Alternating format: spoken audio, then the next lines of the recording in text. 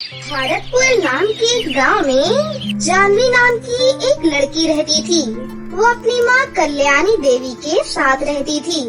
उनके घर में और कोई भी नहीं था। जानवी जब छोटी थी तब उसके पापा की मृत्यु हो गई थी। उसके पापा के चले जाने के बाद उनके घर में कमाने वाला कोई भी नहीं था। जिसके बाद जानवी घर में ही सिलाई का काम करने लगी। सिलाई करके वो जो भी पैसे कमाती थी उससे उनका घर चलता था। जानवी बहुत मोटी थी और उसके चेहरे पर बहुत सारे दाग धब्बे थे। पैसों की कमी के चलते जानवी अपना ध्यान ठीक से नहीं रख पाती थी और सब लोग उसे चिढ़ाते रहते थे। एक दिन जानवी स्कूल जा रही थी कि तभी रास्ते में उसे उसकी स्कूल की सहेलियाँ मिल जाती हैं और वो कहती हैं, अरे मोटी, इतना लेट क्यों घर से निकली है? तुझे अब तो 2 दिन लग जाएंगे स्कूल पहुँचने में। अरे नहीं, इसको तो ट्रक से जाना चाहिए। तभी वहाँ पर जानवी की चचेरी बहन पल्लवी आ जाती है। पल्लवी का घर जानवी के घर के पास ही था और वो लोग बहुत अमीर थे। लेकिन पल्लवी के घर वाले जानवी और उसकी मम्मी की बिल्कुल भी मदद नहीं करते थे और पल्लवी भी बहुत घमंडी लड़की थी।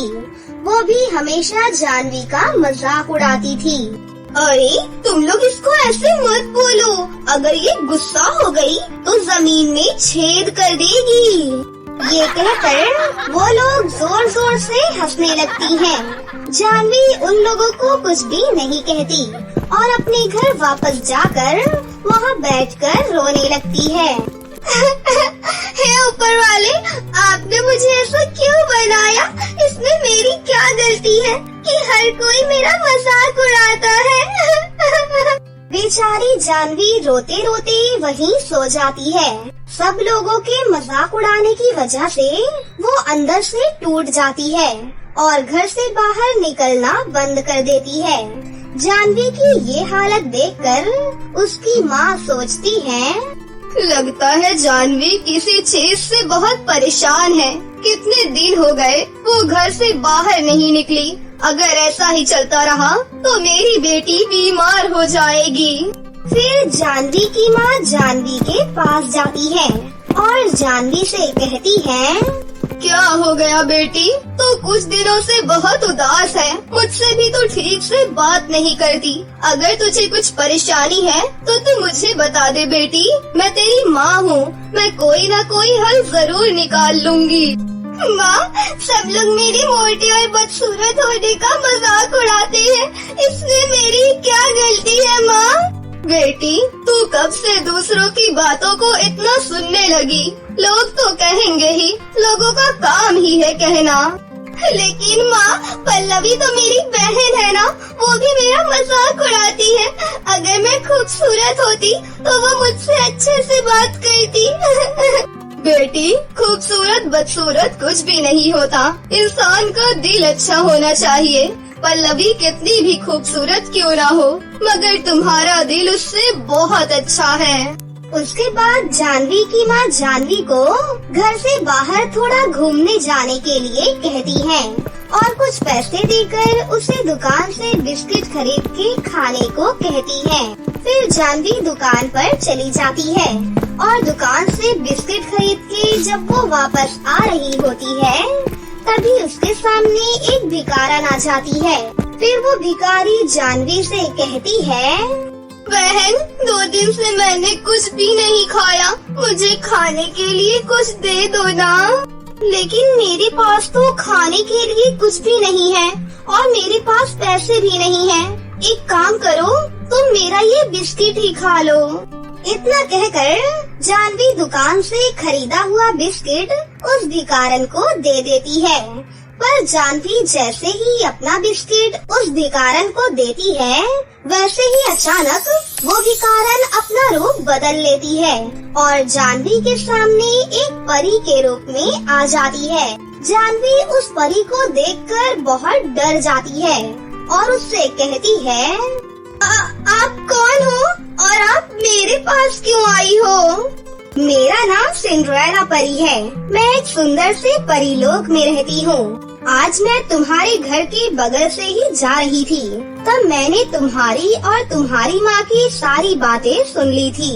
इसीलिए मैं तुम्हारी परीक्षा लेने के लिए एक भिखारन बनकर तुम्हारे पास आई थी और तुम मेरी परीक्षा में पास हुई। मैं तुमसे बहुत खुश हूँ। तुम दिल की बहुत अच्छी हो। ये कहकर सिंड्रेला परी अपने जादू से वहाँ पर एक सुंदर सा लहंगा प्रकट करती है और उसे जानवी को देते हुए कहती है, ये लो, ये लहंगा तुम रख लो। घर जाकर इसको पहन लेना। ये पहनने से तुम्हारी सब परेशानी खत्म हो जाएगी और अगर तुम्हें किसी भी चीज की जरूरत हो तो तुम इस लहंगे से मांग लेना, तुम्हें वो सब मिल जाएगा। जानवी उस लहंगे को लेकर बहुत ज्यादा खुश हो जाती है और सिंड्रेला परी का शुक्रिया करके वहाँ से घर चली जाती है। घर जाकर जानवी जब उस लहंगे को पहनती है तो वो लहंगा पहनते ही जानवी बहुत ही सुंदर हो जाती है और उसके चेहरे पर एक अलग सी ही चमक आ जाती है। तभी उसकी माँ वहाँ पर आती है और जानवी को देखकर चौंक जाती है। अरे जानवी, इतना सुंदर लहंगा तुझे कहाँ से मिला बेटा? माँ, ये लहंगा मुझे सिंड्रेला परी ने दिया है। देखिए ना माँ, इस लहंगे को पहनते ही मैं कितनी ज्यादा सुंदर हो गई हूँ। ये क्या कह रही है तू मुझसे? मुझे कुछ भी समझ में नहीं आ रहा। इसके बाद जानवी अपनी माँ को सब कुछ खुलकर समझाती है और ये सुनकर जानवी की माँ भी बहुत खुश हो जाती है और सिंड्रेला परी को शुक्रिया कहती है। ऐसे ही कुछ दिन निकल जाते हैं और अब जानवी के घर की सारी परेशानी खत्म हो जाती है। उन लोगों की गरीबी भी खत्म हो जाती है। उनको जो भी चाहिए होता है वो उस लहंगे से मांग लेते हैं। फिर जानवी उस लहंगे की मदद से गरीब लोगों की मदद करने लगती है। ऐसे ही एक दिन वो बाहर गरीबों को खाना खिला रही होती है कि तभी वहाँ पर पल्लवी और उसकी कुछ सहेलियाँ आ जाती हैं। जानवी का ये सुंदर रूप देखकर पल्लवी उससे जलने लगती है और मन ही मन कहती है, अरे ये जानवी की बच्ची इतनी सुंदर कैसे हो गई? और तो और इसके पास इतने पैसे कहाँ से आ गए? जो कल तक खुद भिखारन थी आज वो दूसरों को खाना खिला रही है। शायद इसने कहीं से चोरी की होगी। मैं तो पता लगा कर ही रहूंगी। ये पता लगाने के लिए पल्लवी चुपके से जानवी के घर के पास जाती है और उसे जादुई लहंगे के बारे में सब कुछ पता चल जाता है। अच्छा, तो जानवी इस जादुई लहंगे की वजह से इतनी ज्यादा उछल रही है। मैं तो इस लहंगे को इससे छीन कर ही रहूंगी। ये कहकर पल्लवी वहाँ से वापस घर आ जाती है। उसी रात को पल्लवी फिर से छुपकर जानवी के घर में आ जाती है। उस वक्त जानवी सो रही होती है। तब पल्लवी उस लहंगे को चुरा लेती है और बाहर आकर उस लहंगे को आग लगाने की कोशिश करती है। वो आग लगाने ही जा रही होती है कि तभी वहाँ पर सिंड्रेला परी आ जाती है। लालची लड़की, तेरी इतनी हिम्मत कैसे हुई कि तूने जानवी का लहंगा चुराया? आज तो तुम मेरे हाथों से नहीं बचोगी। मुझे माफ कर दीजिए, मैंने जानवी से बदला लेने के लिए ऐसा किया। इस बार मुझे माफ कर दीजिए। मैं आगे से कभी भी ऐसा नहीं करूँगी, प्लीज। अच्छा ठीक है, तो तुझे मैं जान से नहीं मारूंगी, लेकिन सजा तो तुझे जरूर मिलेगी। ये कहकर सिंड्रेला परी पल्लवी को एक आँख से अंधी कर देती है और उससे कहती है, जब दोनों आँखों से तू किसी की अच्छाई नहीं देख सकती तो फिर एक आँख ही काफी है तेरे लिए। इसके बाद पल्लवी रोते रोते अपने घर चली जाती है और सिंड्रेला परी वो लहंगा लेकर जानवी को वापस कर देती है। इसके बाद जानवी और उसकी माँ हंसी खुशी से रहने लगती है और उस लहंगे की मदद से हमेशा गरीब लोगों की मदद करती है। बहुत समय पहले की बात है। परीलोक में एक सिंड्रेला नाम की परी रहा करती थी। वो परी बहुत ज्यादा गरीब थी, जिस वजह से कोई भी उससे बात नहीं किया करता था और इसी वजह से सिंड्रेला परी बहुत ज्यादा दुखी रहती थी, क्योंकि वो सारी परियों से बात करना चाहती थी। एक दिन की बात है, सारी परियां एक जगह पर इकट्ठा होकर बात कर रही थी। तभी वहाँ सिंड्रेला परी भी आ गई और उसने भी उन सबसे बात करनी चाहिए। तभी मेनका परी ने सिंड्रेला परी से कहा, अरे तुम यहाँ पर क्या कर रही हो? तुम्हें पता नहीं है कि तुम कितनी गरीब हो? तुम यहाँ से चली जाओ। अरे मेनका परी, तुम मुझसे ऐसे कैसे बात कर सकती हो? मैं भी परी लोग की परी हूँ और तुम लोगों की साथी हूँ।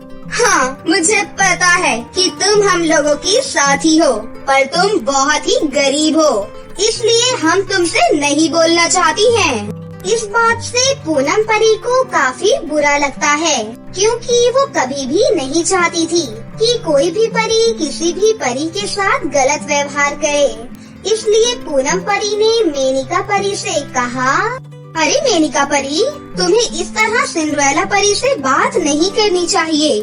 भले ही सिंड्रेला परी गरीब है, पर वो बहुत ही सुंदर और बहुत ही अच्छी परी है। वो हमेशा सभी की मदद करती है। हाँ, पता है मुझे। अगर तुम्हें इससे बात करनी है तो तुम करो, पर मुझे इससे बात नहीं करनी है। और ये कहकर मेनका परी वहाँ से चली जाती है। मेनका परी के साथ उसकी दोस्त रिंकी परी भी वहाँ से चली जाती है। उन दोनों के जाने के बाद सिंड्रेला परी ने पूनम परी से कहा, अरे पूनम परी, तुमने मेरी वजह से अपनी सहेलियों को गुस्सा कर दिया। तुम जाओ यहाँ से, वरना वो लोग तुमसे नहीं बोलेंगी। मत बोलने दो उन्हें, मैं वैसे भी उनसे नहीं बोलना चाहती हूँ। जब देखो वो तुम्हें चिढ़ाती ही रहती हैं। अच्छा, इन सारी बातों को छोड़ो। अब तो कुछ दिनों बाद दिवाली आने वाली है। तुम अपनी दिवाली कैसे मनाओगी? क्या दिवाली आने वाली है? मुझे तो पता ही नहीं था, क्योंकि इस गरीबी की वजह से मेरा तो दिमाग ही काम नहीं करता। देखते हैं क्या होता है। ठीक है, अच्छा तो अब मैं चलती हूँ, मुझे कुछ काम है। ये कहकर पूनम परी वहाँ से चली जाती है। पूनम परी के जाने के बाद सिंड्रेला परी अपने आप से कहती है, अरे कुछ दिनों बाद दिवाली आने वाली है, अब मैं क्या करूँगी? मुझे तो कुछ समझ ही नहीं आ रहा है। मुझे तो ध्यान ही नहीं रहा कि दिवाली आने वाली है। वो तो अच्छा हुआ कि पूनम परी ने मुझे बता दिया। मुझे कुछ ना तो कुछ करना ही होगा।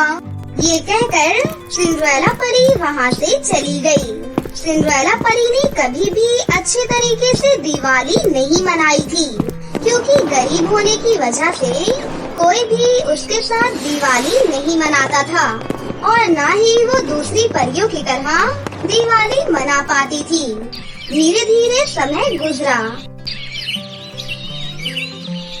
और दिवाली पास आने लगी। इस वजह से वो बहुत ज्यादा परेशान रहने लगी, क्योंकि उसके पास इतने पैसे नहीं थे कि वो दिवाली की तैयारी कर पाए। उसे कहीं से भी कोई उम्मीद नजर नहीं आ रही थी। फिर एक दिन सिंड्रेला परी अपने घर के बाहर बैठी हुई थी। तभी वहाँ पर रिंकी परी आई और उसने सिंड्रेला परी से कहा, क्या हुआ सिंड्रेला परी, तुम इतनी उदास क्यों लग रही हो? लगता है तुम किसी बात को लेकर दुखी हो। हाँ रिंकी परी, तुम एकदम ठीक कह रही हो। मैं दिवाली की वजह से बहुत दुखी हूँ, क्योंकि दिवाली आने वाली है और मेरे पास एक भी रुपए नहीं है जिससे मैं अच्छे तरीके से दिवाली मना पाऊँ। अच्छा ऐसी बात है, मुझे तो पता ही था कि यही बात होगी, क्योंकि तुम इतनी गरीब जो हो। अरे रिंकी परी, तुम भी अब ऐसी बातें कर रही हो? तुम्हारी दोस्त मेनका परी तो मुझसे इस तरह बातें करती ही है। कम से कम तुम तो मत करो, आखिर मैं भी तुम्हारी तरह एक परी ही हूँ। अरे तुम कहाँ की परी हो? परियों के पास जादुई शक्तियाँ होती हैं और तुम्हारे पास तो शक्तियाँ ही नहीं है। साथ ही साथ तुम इतनी गरीब कैसे हो? मुझे ये समझ में ही नहीं आता है। आखिर दिवाली आने वाली है, इतना बड़ा त्योहार है और तुम्हारे पास इतने भी पैसे नहीं हैं कि तुम इस त्योहार को अच्छी तरह से मना पाओगी। ये सुनकर सिंड्रेला परी बहुत ज्यादा दुखी हो जाती है और रिंकी परी वहाँ से चली जाती है। रिंकी परी के जाने के बाद सिंड्रेला परी अपने आप से कहती है, रिंकी परी एकदम ठीक ही कह रही थी। आखिर मैं इतनी गरीब क्यों हूँ कि मैं दिवाली भी अच्छी तरीके से नहीं मना पाती हूँ। पता नहीं ऊपर वाले ने मुझे इतना गरीब क्यों बनाया। उन्होंने मुझे परी तो बना दिया, पर लगता है ऊपर वाला मुझे शक्तियाँ देना भूल गया। ये सोचकर सिंड्रेला परी जोर जोर से रोने लगती है। तभी वहाँ पर पूनम परी आ गई और सिंड्रेला परी को रोता हुआ देखकर उसने उससे कहा, अरे सिंड्रेला परी, तुम रो क्यों रही हो? मैं तो तुम्हें अपने साथ लेने के लिए आई थी। क्या बताऊं पूनम परी, मैं बहुत ज्यादा गरीब हूँ। इस वजह से मैं दिवाली नहीं मना पाऊंगी क्योंकि मेरे पास रुपए ही नहीं है, इसीलिए रो रही हूँ। ऊपर वाले ने पता नहीं मुझे शक्तियाँ क्यों नहीं दी। मेरे पास भी शक्तियाँ होती तो मैं भी थोड़ी अमीर हो जाती। अरे तुम चिंता मत करो, मैं तुम्हें यहाँ पर लेने के लिए आई हूँ क्योंकि रानी माँ ने सभी को अपने पास बुलाया है। क्या रानी माँ ने बुलाया है? पर रानी माँ ने क्यों बुलाया है? मुझे नहीं पता, ये तो वहीं जाकर पता लगेगा। अब शांत हो जाओ और रानी माँ के पास चलो। ये सुनकर सिंड्रेला परी शांत हो जाती है और फिर वो दोनों रानी महल के लिए निकल जाती हैं। रानी महल पहुँचने के बाद सिंड्रेला परी देखती है कि वहाँ पर पहले से ही सारी परियां मौजूद थीं। उन परियों को देखकर पूनम परी भी थोड़ी हैरान हुई। इसके बाद रानी परी ने सारी परियों से कहा, आप सभी परियों को दिवाली की बहुत बहुत बधाइयाँ पहले से। अब दिवाली आने वाली है और मैं सोच रही हूँ इस बार सारी परियां अच्छे तरीके से दिवाली मनाएं। हाँ रानी परी माँ, आप बिल्कुल ठीक कह रही हैं। सारी परियां अच्छे तरीके से ही तो दिवाली मनाती हैं। हाँ, मुझे पता है कि सारी परियां अच्छे तरीके से दिवाली मनाती हैं, पर कोई है जो दिवाली अच्छे तरीके से नहीं मना पाता है और इस साल हमें उसकी भी दिवाली अच्छे तरीके से मनवानी है। ये सुनकर सारी परियां हैरान हो जाती हैं। उन्हें तो समझ में ही नहीं आ रहा था कि आखिर रानी परी किसकी बात कर रही है, पर पूनम परी समझ जाती है कि रानी परी सिंड्रेला परी की बात कर रही है। और इसके बाद रानी परी ने उन सभी से कहा, मुझे पता है आप लोगों को समझ में नहीं आ रहा होगा, पर मैं सिंड्रेला परी की बात कर रही हूँ। सिंड्रेला परी कभी भी दिवाली अच्छे तरीके से नहीं मना पाती है, इसलिए इस बार हम सभी लोग सिंड्रेला परी को बहुत सारे उपहार देंगे और साथ ही हम उसे जादुई शक्तियाँ भी देंगे, जिससे वो भी दिवाली अच्छे तरीके से मना पाएगी। ये सुनकर सिंड्रेला परी बहुत ज्यादा खुश हो गई, क्योंकि उसे तो यकीन ही नहीं हो रहा था कि रानी परी ने ऐसा सोचा है। और सिंड्रेला परी ने रानी परी से कहा, आपका बहुत बहुत धन्यवाद, आपने मेरे बारे में इतना सोचा। मैंने तो कभी सोचा ही नहीं था कि मैं भी दिवाली इतने अच्छे तरीके से मना पाऊंगी और मेरे पास भी जादुई शक्तियाँ होंगी। अरे इसमें धन्यवाद की क्या बात है, तुम भी आखिर हमारे परी लोग की ही परी हो और सभी लोगों को दिवाली मनाने का पूरा हक है। ये सुनकर सिंड्रेला परी बहुत ज्यादा खुश हुई और फिर सभी परियों ने सिंड्रेला परी को बहुत सारे उपहार दिए और सभी ने मिलकर उसे जादुई शक्तियाँ भी दी, जिससे सिंड्रेला परी अब बहुत ज्यादा शक्तिशाली हो जाती है। इस पर मेनका परी को काफी बुरा लगा। क्योंकि वो हमेशा सिंड्रेला परी के साथ बुरा बर्ताव करती थी। फिर धीरे धीरे दिवाली का समय आ गया, जिससे सिंड्रेला परी बहुत खुश हुई, क्योंकि उसने भी बहुत अच्छे तरीके से दिवाली मनाई। तभी वहाँ पर पूनम परी आ गई और उसने सिंड्रेला परी से कहा, अब तो खुश हो ना तुम सिंड्रेला परी?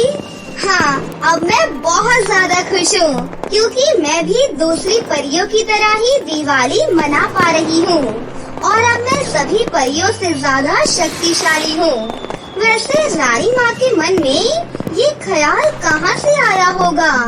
वो दरअसल मैंने ही रानी माँ को कहा था कि सारी परियां तो अच्छी तरह से दिवाली मनाती हैं, तो इस बार क्यों ना हम तुम्हारी भी दिवाली अच्छे से मनवाएं। ये सुनकर सिंड्रेला परी बहुत खुश हुई और उसने पूनम परी का धन्यवाद किया। इसके बाद दोनों ने बहुत सारे पटाखे जलाए और फिर उन्होंने अच्छे तरीके से दिवाली मनाई और अब सिंड्रेला परी बहुत ज्यादा खुश थी। ये कहानी भोपाल के एक छोटे से गांव में रहने वाली कोमल नाम की एक औरत की है। उसके साथ उसकी 9 साल की बेटी प्रिया और पति माधव भी रहता था। कोमल को कैंसर की बीमारी थी, जिसकी वजह से वो हमेशा बीमार ही रहती थी। एक दिन की बात है, कोमल की हालत बहुत ज्यादा गंभीर हो जाती है और वो अपने पति और बेटी को छोड़कर इस दुनिया से चली जाती है। जिसके बाद माधव हमेशा प्रिया की परवरिश के लिए परेशान रहता था, क्योंकि कोमल के जाने के बाद प्रिया हमेशा बस रोती ही रहती थी। इसीलिए प्रिया की देखभाल के लिए प्रिया की मौसी, जिनका नाम अनुराधा होता है, उससे वो शादी करता है। लेकिन 2 महीने बाद ही एक भयानक बीमारी की वजह से प्रिया के पिता भी प्रिया को छोड़कर चले जाते हैं। अब प्रिया बिल्कुल अकेली हो जाती है और उसकी सौतेली माँ उस पर बहुत ज्यादा अत्याचार करती है।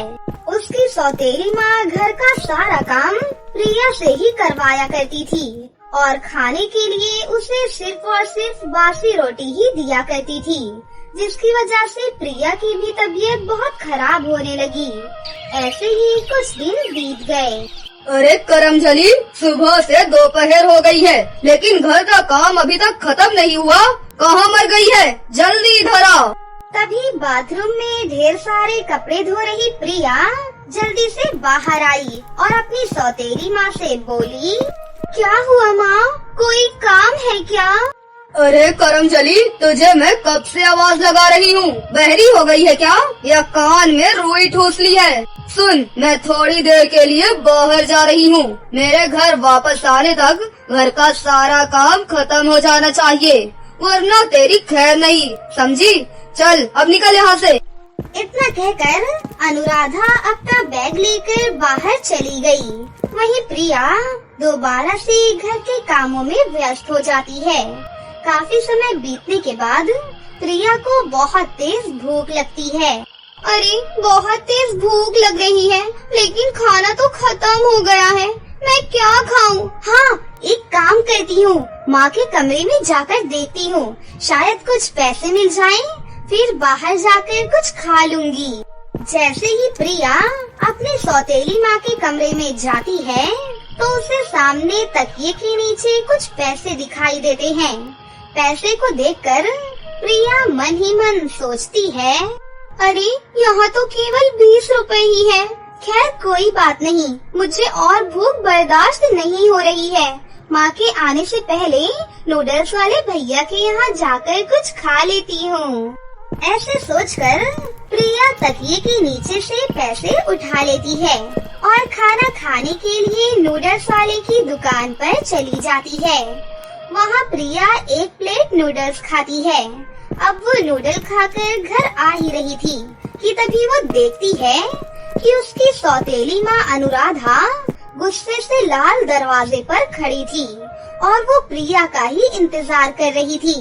ये देखकर प्रिया बहुत डर जाती है। क्या हुआ माँ?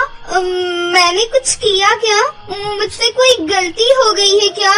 कलमोही, इतनी देर से कहाँ मर गई थी? मैं कब से तेरा इंतजार कर रही थी। तुझे क्या लगता है तू मेरे कमरे से पैसे चुराएगी और मुझे कानों कान खबर भी नहीं होगी?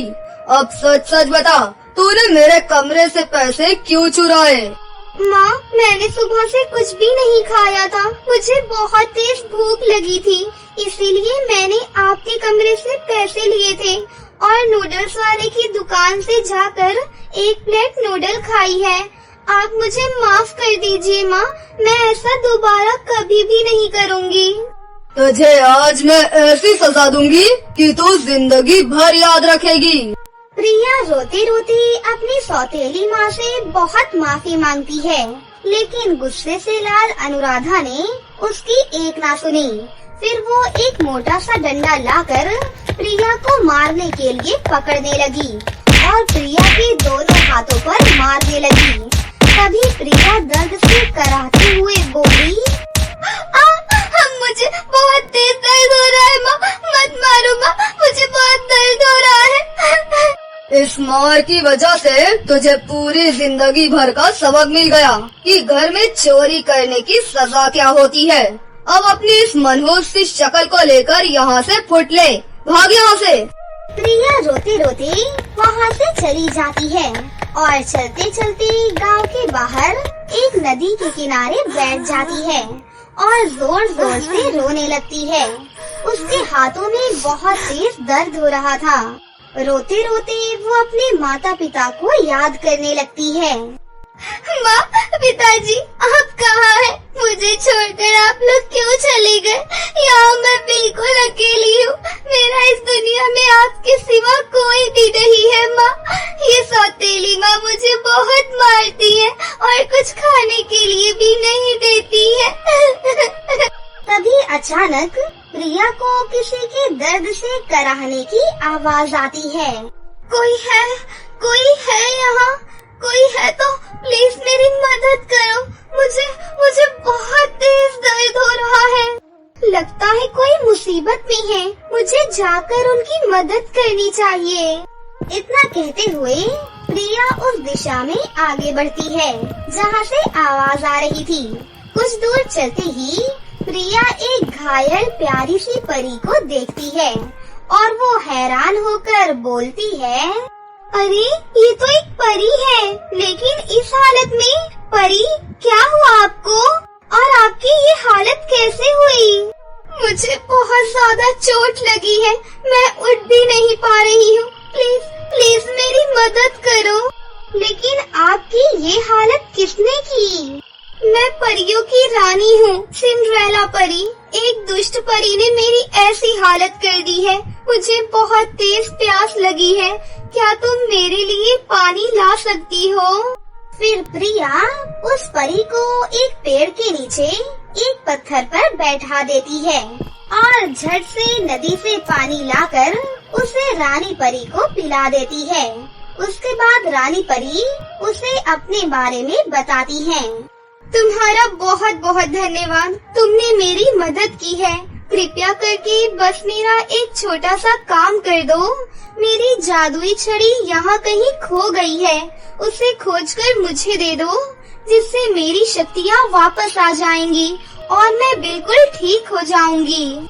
अच्छा, आप मेरा यहीं पर इंतजार कीजिए, मैं आपकी जादुई छड़ी ढूंढकर अभी लाती हूँ। इतना कहकर प्रिया रानी परी की छड़ी ढूंढने लग जाती है। काफी मुश्किलों के बाद आखिरकार प्रिया को कुछ कटीली झाड़ियों के बीच रानी परी की जादुई छड़ी मिलती है। शुक्र है रानी परी की जादुई छड़ी आखिर मिल ही गई। मैं जल्दी से रानी परी को ये देकर आती हूँ। प्रिया ने जैसे तैसे उन कटीली झाड़ियों से अपने जख्मी हाथों की बिना परवाह किए उस जादुई छड़ी को निकाल ही लेती है और उसे ले जाकर रानी परी के हाथों में सौंप देती है। ये लीजिए रानी परी, आपकी जादुई छड़ी। सिंड्रेला परी ने जैसे ही जादुई छड़ी अपने हाथों में ली तो उसके सारे जख्म बिल्कुल ठीक हो गए। अब प्रिया ने रानी परी सिंड्रेला से पूछा, रानी परी सिंड्रेला, आप यहाँ पर क्या करने आई थी? लगभग 30 साल पहले एक दुष्ट परी परीलोक से भागकर पृथ्वी लोक पर आ गई थी। वो बहुत ही खतरनाक है और बहुत ताकतवर भी है। उसे मैं बहुत समय से ढूंढ रही हूँ। अब हमें खबर मिली है कि वो इंसानी रूप को धारण करके इसी गांव में रहती है। वो इतनी ज्यादा खतरनाक है कि उसका पकड़ा जाना बहुत जरूरी है और हमें पता चला है कि वो अपने आप को और शक्तिशाली बनाने के लिए हर रोज इंसानों की बलि दे रही है। लेकिन रानी परी, जितना मैंने सुना है परियां तो लोगों की मदद के लिए है ना? लेकिन ये परी ऐसे क्यों कर रही है? ये दुष्ट परी सबसे ज्यादा शक्तिशाली परी बनना चाहती है। इसी वजह से इसको अच्छाई बुराई में फर्क नहीं नजर आ रहा और ये अब इतनी ज्यादा खतरनाक हो चुकी है कि उसका पकड़ा जाना बहुत ज्यादा जरूरी है। लेकिन आप उसे पहचानोगी कैसे? उसको पहचान पाना तो मुश्किल होगा ना, क्योंकि वो तो एक इंसानी रूप में है। हाँ, तुम बिल्कुल सही कह रही हो, क्योंकि वो इंसानी रूप को धारण करके रह रही है, इसीलिए उसका पकड़ा जाना मुश्किल हो रहा है।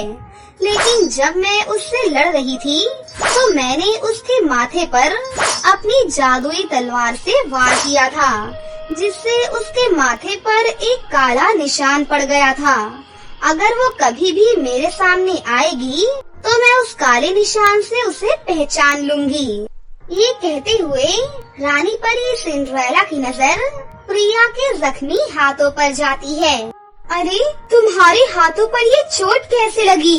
रुको, मैं अभी तुम्हारे हाथों को ठीक कर देती हूँ। ये कहते हुए सिंड्रेला परी ने अपनी जादुई छड़ी की मदद से प्रिया के दोनों हाथों को ठीक कर दिया।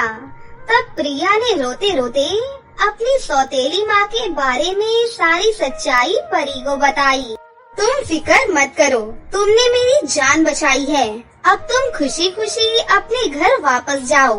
अगर अब कभी भी तुम्हें तुम्हारी सौतेली माँ परेशान करे तो तुम मुझे याद कर लेना, फिर देखना मैं उसके साथ क्या करती हूँ। और तुम अपने साथ ये जादुई हीरा लेकर जाओ।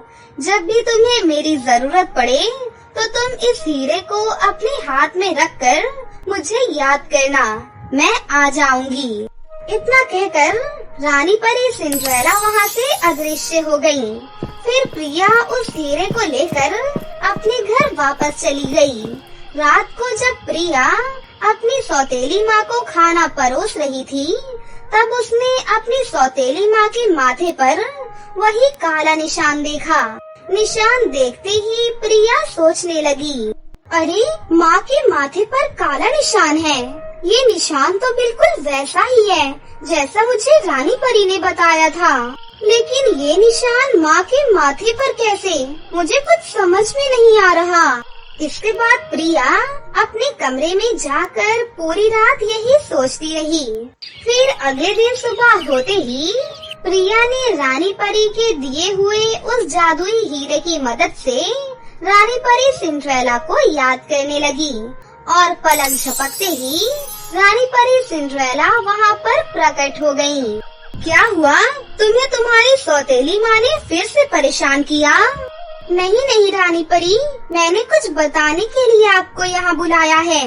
कल आपने जो निशान के बारे में मुझे बताया था, मैंने ठीक वैसा ही काला निशान अपनी सौतेली माँ के माथे पर देखा है। ये तुम क्या कह रही हो? क्या तुम मुझे अपनी सौतेली माँ के पास लेकर जा सकती हो? हाँ, क्यों नहीं, वो तो अभी सो रही है। चलिए मेरे साथ। इतना कहकर प्रिया रानी परी को लेकर अपनी सौतेली माँ के कमरे में चली गई। जैसे ही रानी परी ने प्रिया की सौतेली माँ को देखा तो वो पहचान गई कि ये वही दुष्ट परी है। फिर रानी ने अपनी शक्तियों से सारी सच्चाई पता लगाते हुए प्रिया से कहा, इस दुष्ट परी ने तुम्हारी सौतेली माँ की हत्या कर उनका रूप धारण कर लिया है। ये सुनकर प्रिया बहुत डर गई। अरे डरो नहीं, मैं तुम्हें कुछ भी नहीं होने दूंगी। उसके बाद रानी परी सिंड्रेला ने अपनी जादुई शक्तियों से उस दुष्ट परी को एक रस्सी से बांध दिया। तुम्हें क्या लगा था तुम मुझसे बच पाओगी? इंसानों की हत्या करने की सजा तुम्हें जरूर मिलेगी। रानी परी की बात सुनकर उस दुष्ट परी ने अपना असली रूप धारण कर लिया और अपने आप को आजाद करने की बहुत कोशिश करने लगी, लेकिन वो अपने आप को आजाद ही नहीं कर पाई। तभी रानी परी सिंड्रेला की जादुई छड़ी से एक तेज रोशनी निकलती है और उस शैतान परी को जलाकर राख कर देती है। रानी परी जी, आपने गांव के बाकी लोगों की जान बचाई, आपका बहुत बहुत धन्यवाद। लेकिन मेरी सौतेली माँ भी अब नहीं रही, अब मैं बिल्कुल अकेली हो गई हूँ। मेरा इस दुनिया में कोई भी नहीं है। ये कहकर प्रिया जोर जोर से रोने लगी। अरे प्रिया बेटी, अब रोना बंद करो।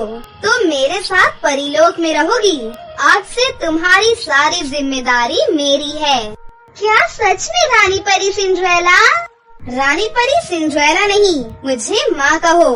बेटी, आज से मैं तुम्हारी माँ हूँ। अब चलो, परीलोक में सारी परियां हमारा इंतजार कर रही होंगी। इतना कहकर रानी परी सिंड्रेला प्रिया को लेकर परीलोक वापस चली जाती है। कुछ ही दिनों में प्रिया वहाँ सभी परियों के साथ काफी घुल मिल गई। उसके बाद से प्रिया अपनी रानी परी माँ के साथ परीलोक की दुनिया में हंसी खुशी से रहने लगी। तो दोस्तों, कैसी लगी आपको हमारी ये कहानी? अगर आपको हमारी कहानी अच्छी लगी हो तो इसे जरूर लाइक करें, साथ ही हमारे चैनल को सब्सक्राइब भी कर लें और बेल आइकन को दबाना ना भूलें। मिलते हैं अगली वीडियो में। धन्यवाद।